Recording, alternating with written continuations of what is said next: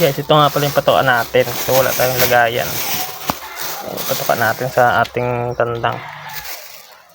So maghahanap muna tayo ng galon.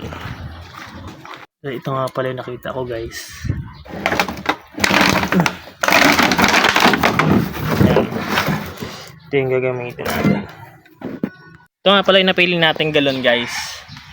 So gagawin natin itong lagayan ng patuka. So ganito lang muna yung ginawa ko, guys. Nilagyan ko siya ng drawing. Drawing yung pinakang guide niya. Pero pag in-open, maya malalaman yung maya. And guys, natapos na nga pala natin to putulin. Kabilaan lang yung ginawa ko. Ayan. Para pwede nyo siya isara. Tapos pwede nyo paglagyan dito sa loob. Okay. So gagawa na lang natin siya ng hawakan dito. So, ayan. Ayan lang. Tapos yung asawa ko nga pala nagluluto ng ng ulam namin mamaya.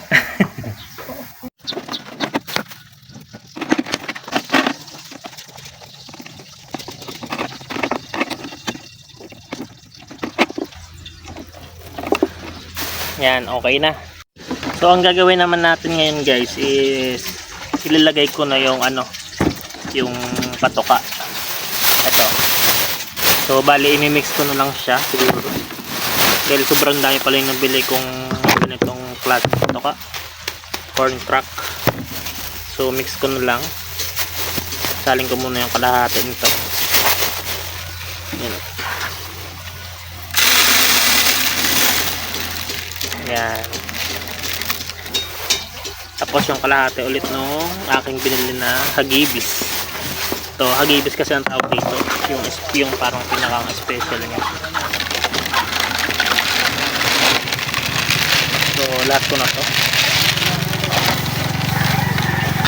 Tapos yung isa, yung kalahati nung corn crack, lahat ko na rin.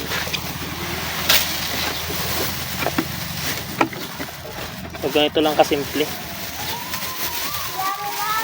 Check na lang natin ngayon kung kaya niyang buhatin tong to. Itong ayan. Bale nga pala, ito nga pala pinang tatakal ko. So, pinat ko lang yung mismo na lagayan. So, ayan. Diyan na rin siya sa loob. Tapos, yun na. Ayan na. Ayan na siya, guys. Okay na siya. Goods.